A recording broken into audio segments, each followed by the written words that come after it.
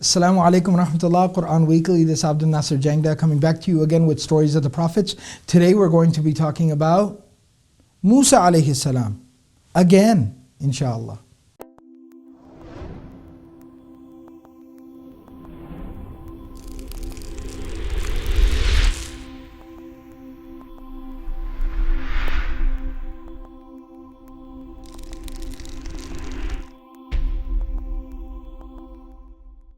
Musa alayhi salam, Allah subhanahu wa ta'ala tells us that when he was a young man, he had a very traumatic incident, a very unfortunate incident that occurred. And before I even tell you the story, for the purpose of educating my brothers and sisters, what we believe about the prophets is that they are ma'sumun. We do not attribute sin to the prophets because they are protected by Allah subhanahu wa ta'ala. So I'm going to speak about it in a way that is respectful, and I'd like everyone to be able to appreciate how I'm talking about this incident from the life of Musa alayhi salam. So Musa alayhi salam, young man, grows up in the palace of Firaoun, but he does know that he's from Banu Israel. He's walking through the marketplace one day, and there's a man from Banu Israel, simple poor man, and he sees Musa alayhi salam and he cries out and he says, Musa, Musa, look at this guy, look what he's doing to me.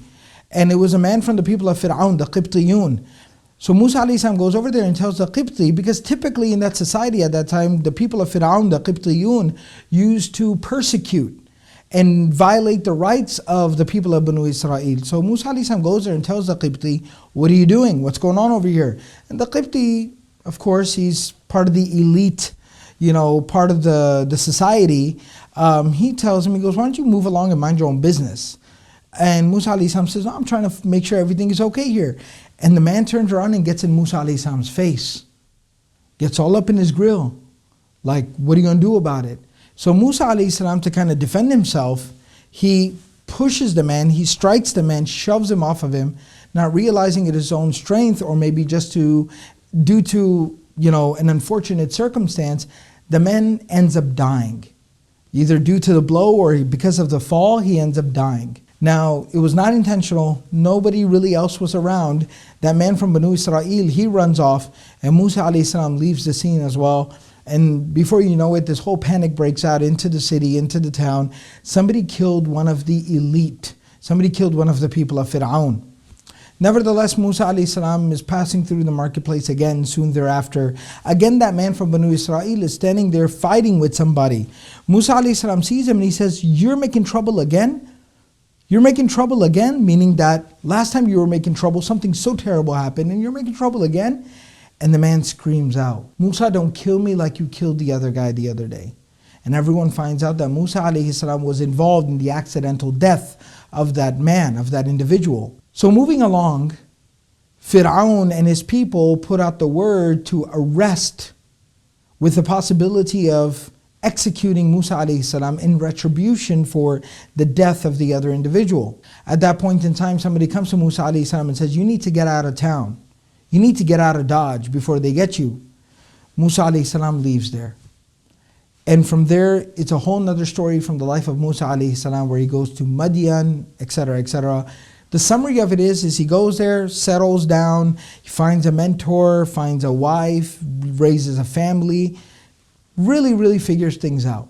And he's out there for a very long time, 10 years or so. Now Musa alayhi salam is traveling, and Allah subhanahu wa ta'ala, that's where he sees the fire in the distance, and he goes there, and Allah subhanahu wa ta'ala selects him and chooses him for prophethood. Gives him divine inspiration, revelation. As part of his mission, he tells him, "Idhab ila Firaun innahu tagha." Go to Firaun, because Firaun has lost his mind. He's gone way too far. Musa alayhi salam immediately expresses his concern to Allah subhanahu wa ta'ala. He makes lots of dua. Musa alayhi salam even says to Allah, وَلَهُمَ عَلَيَّ ذَنْبٌ فَأَخَافُ أَن يَقْتُلُونَ. I am wanted for a sin there amongst those people, and I'm afraid that they're going to try to kill me.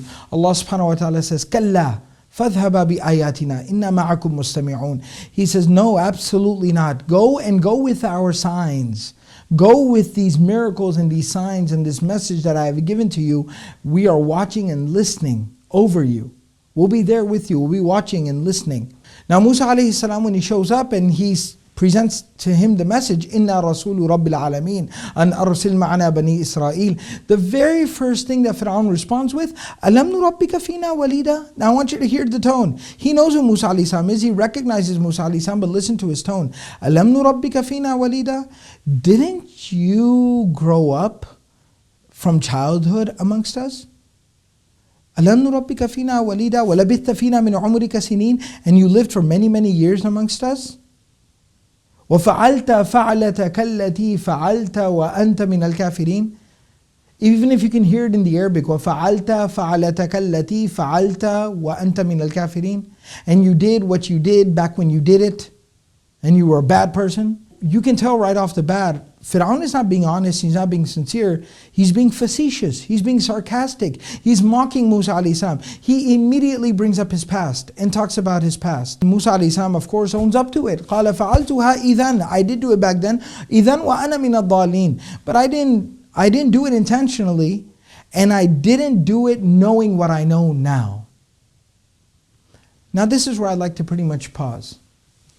And this is a story I wanted to share. See, everything Allah tells us in the Quran is profound. It's got a purpose, it's got a meaning, it's got a reason to it. Why did Allah subhanahu wa ta'ala share with us the incident about the man dying from the youth of Musa alayhi salam? Because Allah subhanahu wa ta'ala then shared with us the fact that when Musa alayhi salam comes back to preach to Firaoun, the very first thing that Firaoun brings up, hangs over his head, rubs in his face, talks about in front of people, is what happened previously in his life, in his past. And Allah subhanahu wa ta'ala told us about this because this is going to be something that is going to occur time and time and time again with people. Everyone's got a past. And we're going to have a lot of people who later on in life are going to come into the masjid, come into the community, and they're going to have a past. How are we going to deal with them? If the first thing that we do is talk about, think about, bring up, ask about what happened in their past, the mistakes that they made, we just behave like Firaoun. What's the alternative? The alternative is that we leave their past behind. We don't think about their past, we don't talk about their past, we don't ask them about their past, we most definitely do not criticize them about their past. But rather, what do? We embrace them, we love them, and we accept them for who they are right now, right here today. And who is that the example of? That is the example of Muhammadur Rasulullah sallallahu alayhi wasallam. The Prophet sallallahu alayhi wasallam embraced people. He accepted people. He did not judge people. Let their past be their past. The story of Wahshi, no matter what he's done, caused such pain to the Prophet sallallahu alayhi wasallam, assassinated his uncle. But the Prophet sallallahu alayhi wasallam said, the past is the past. And he accepted people for who they were right now, for where they were going, for what they could become, what they could achieve. That's what he paid attention to. That's how he treated them. I always like to share this story. It's a personal experience that I had that was very powerful, to the point where I don't have a problem calling it life-changing. I met a young man who came to my masjid one time. I was the imam of a masjid, and he came to the masjid and for prayer. He was covered in tattoos, but I didn't pay no attention to that. He made wudu, prayed with us. And it was the first time I had ever seen him in the masjid, so my habit was when I saw somebody new, a new face, I would say salam, welcome them to the community, hoping they moved into the area, joined our congregation. So I said salam to him and asked him, and he said, yes, I just moved here. And he told me about where he moved from, and I knew the imam of his previous community who he was very close with, and we hit it off. And he ends up telling me his story. He says that, I grew up in a bad place with some really bad influences in the family and in the neighborhood. I ended up living a life of crime. Dropped out of high school, on the streets, drugs, gangs, violence, all that unfortunate, all those unfortunate situations. He says eventually I was arrested for, third felony, third crime, and 3 strikes, and that's it. You go to prison for life. He said I was 23 years old. And I didn't want to spend the rest of my life in prison. And he says I came from a Muslim family, a Muslim background. But I didn't know or remember much of my Islam. So as I was sitting there in the cell, the night before I was going to be presented before the judge who's going to hear my case, it just hit me that my life was over. My life was over. So he says, I didn't even remember how to pray. I didn't even know what to say. I just remembered the position of sujood. So I fell down into sujood and I cried. And I said, oh Allah, I'm sorry I messed up. Please give me another chance. And he says, I don't know, the only thing I could think of was something my mother used to tell me a lot when I was a kid. She always wanted me to memorize the Quran, be a hafiz. So I just said, oh Allah, I will change my life and I will memorize the Quran. So he says the next morning, I spent the whole night crying in sujood. Next morning I go in front of the judge. My mom's there in the back of the courtroom. The judge tells me to stand up, looks at my file, and he says, what if I dismissed your case right now? What would you go and do? Tell me. Because the judge said, I'm tired of locking away young people for the rest of their lives. What are you going to do with the rest of your life? And he said, it's funny you ask me that, because I repented last night. I made the decision to change my life last night. And I'm going to go and study my religion. I'm going to become a better person. So the judge said, case dismissed. Get out of here. Don't ever let me see you in my courtroom ever again. He says, I left from the courthouse. I didn't even go back home. I went straight to the masjid. I asked the imam at the masjid. I kept going until 2 days later, I ended up at a Quran memorization school. And I walked through the door, just jeans and a t-shirt, normal dude, but except covered in tattoos from my hands all the way up to my neck. I just walked through the door, and when the shuyukh, he saw me and, Assalamu alaikum, wa alaikum assalam, how can I help you? And I said, I want to memorize the Quran. And he said, come on in, let's sit down and talk. He said, I didn't even know how to read alif, ba, ta, tha at that day. 8 months later, I completed the memorization of the entire Quran. In 8 months, memorized the entire Quran. When I met this brother years after this incident, he was married, he was a father, he had beautiful children. I remember him coming to the masjid with his children. They had beautiful character, beautiful akhlaq. He used to teach them the Quran. And I remember asking him to lead the prayer for my jama'ah, my congregation. He recited the Quran beautifully.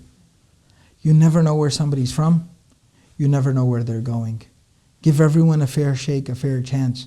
And remember, the second we judge somebody, we just behaved like Firaoun. Let's try to stay away from that. Let's try to be careful about that. Another story from the life of the prophets. Musa alayhi salam. May Allah subhanahu wa ta'ala allow us to be more like these great prophets of Allah. May Allah subhanahu wa ta'ala allow us to have the character of Rasulullah sallallahu alayhi wasallam. Until next time, Quran Weekly. Jazakumullahu khairan. Wassalamu alaikum wa rahmatullahi wa barakatuhu.